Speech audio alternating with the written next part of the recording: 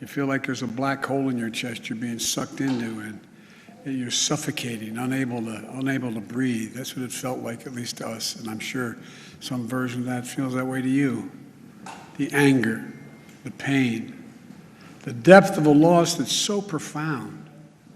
You know, we know it's hard to believe, and you're probably not going to believe it, but I can tell you now, from our personal experience and many others who we've met, the day's going to come, it will come, when your loved one brings a smile as you remember him or her. As you remember her, it's going to bring a smile to your lip before it brings a tear to your eye. It takes a while for that to happen. It takes a while. It might take more than a season. But our prayer for you is that that time comes sooner or later, but I promise you it will come. As a nation, I say to the families, we remember them. We've been reading about them. We visited the memorial where they show the love for them, and you've all shown by the supermarket. And Celestine Cheney, 65 years old, brain cancer survivor, churchgoer, bingo player, went to buy strawberries to make her favorite shortcake. A loving mother and a grandmother. Roberta Drury, 32, beloved daughter and sister, moved back home to help take care of her brother after his bone marrow transplant. She went to buy groceries for dinner, the center of attention, who made everyone in the room laugh and smile when she walked in. Andre McNeil, 53, worked at a restaurant, went to buy his 3-year-old son a birthday cake.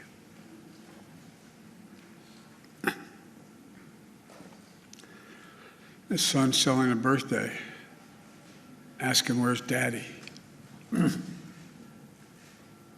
Catherine Massey, 72, a writer and an advocate, who dressed up in costumes at schools and cut the grass in the park and helped in local elections, the glue of the family and the community.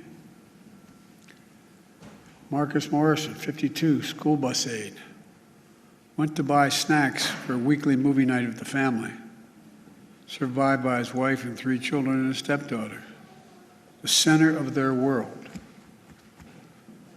Hayward Patterson, 67, father, church deacon, fed the homeless at the soup kitchen, gave rides at the grocery store to neighbors who needed help, putting food in the trunk of others when he took his final breath. Aaron Solder, 55, retired Buffalo police officer for 3 decades. 3 decades. Loved electric cars, hero who gave his life to save others on a Saturday afternoon. And had that man not been wearing that vest that he purchased, bulletproof vest, a lot of lives would have been saved. A beloved father and husband. Geraldine Talley, 62, expert banker and known for her warm, gentle personality, a friend to everybody, devoted mother and grandmother. Ruth Whitfield, 88, beloved wife, mother, grandmother, great-grandmother, sang in the church choir, a caretaker of her husband, bringing him clean clothes, cutting his hair, holding his hand every day she visited him in the nursing home. Heart as big as her head. Pearl Young, 77, a mother, grandmother, missionary of God, public school teacher, who also ran the local food pantry. Loved singing, dancing, and her family. And all 3 are injured. Zaire Goodman, 20, shot in the neck, but fighting through it. Jennifer Warrington, 50, Christopher Braden, 55, both treated with injuries on a long road to recovery. Individual lives of love, service, and community that speaks to the bigger story of who we are as Americans. A great nation, because we're good people. Jill and I bring you this message from deep in our nation's soul. In America, evil will not win, I promise you. Hate will not prevail, and white supremacy will not have the last word. For the evil did come to Buffalo. It's come to all too many places. Manifesto gunmen who massacred innocent people in the name of hateful and perverse ideology, rooted in fear and racism. It's taken so much. 10 lives cut short in a grocery store. Three other wounded by a hate-filled individual who had driven 200 miles from Binghamton in that range to carry out a murderous, racist rampage that he would live stream to the world.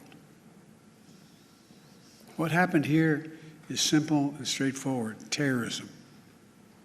Terrorism. Domestic terrorism. Violence inflicted in the service of hate and the vicious thirst for power that defines one group of people being inherently inferior to any other group. A hate that through the media and politics, the internet, has radicalized, angry, alienated, lost, and isolated individuals into falsely believing that they will be replaced, that's the word, replaced, by the other, by people who don't look like them, and who are therefore in a perverse ideology that they possess and being fed lesser beings. I and all of you reject the lie. I call on all Americans to reject the lie. And I condemn those who spread the lie for power, political gain, and for profit. That's what it is. We've now seen too many times the deadly and destructive violence this ideology unleashes. We heard the chants, "You will not replace us," in Charlottesville, Virginia. I wasn't going to run, as the senator knows, again for president. But when I saw those people coming out of the woods of the fields in Virginia, in Charlottesville, carrying torches, shouting, "You will not replace us," accompanied by white supremacists and carrying Nazi banners, that's when I said, no. No. And I, honest to God, those who know me, Chuck, you know I wasn't going to run for certain. But I was going to be darned if I was going to let anyway. I'm going to get going. Look, we've seen the mass shootings in Charleston, South Carolina, El Paso, Texas, and Pittsburgh, last year in Atlanta, this week in Dallas, Texas, and now in Buffalo, New York. White supremacy is a poison. It's a poison running through it really is.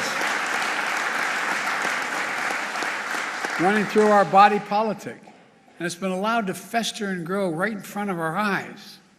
No more. I mean, no more. We need to say as clearly and forcefully as we can that the ideology of white supremacy has no place in America. None.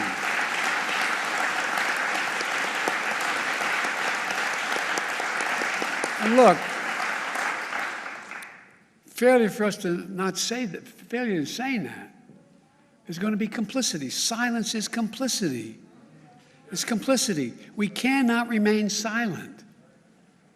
Our nation's strength has always come from the idea. It's going to sound corny, but think about it. What's the idea of our nation? That we're all children of God. All life, liberty, our universal goods, gifts of God. We didn't get it from a government. We got it because we exist. We're called upon to defend them.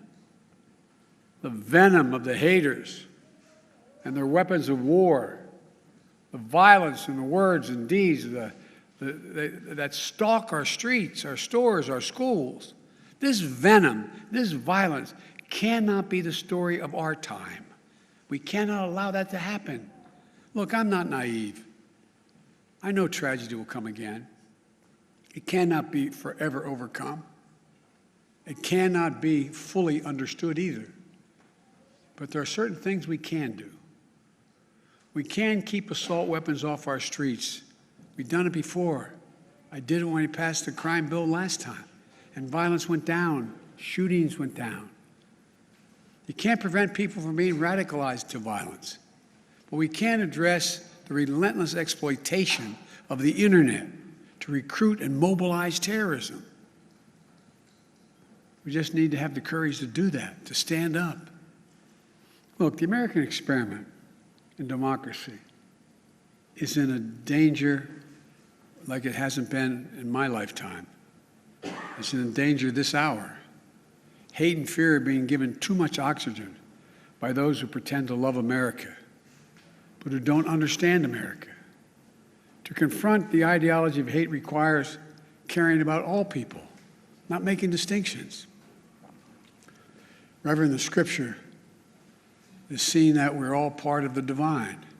Love thy neighbor as thyself. That's the America I know, that Jill knows. And most deserve the most, look, we're the most multiracial, most dynamic nation in the history of the world. Now's the time for the people of all races, from every background, to speak up as a majority in America and reject white supremacy. These actions we've seen in these hate-filled attacks represent the views of a hate-filled minority. We can't allow them to distort America, the real America. We can't allow them to destroy the soul of the nation. As President of the United States, I travel the world all the time. And other nations ask me, heads of state in other countries, ask me, what's going on? What in God's name happened on January 6th? What happened in Buffalo? What happened? They'll ask. We have to refuse to live in a country where black people going about a weekly grocery shopping can be gunned down by weapons of war deployed in a racist cause. We have to refuse to live in a country where fear and lies are packaged for power and for profit.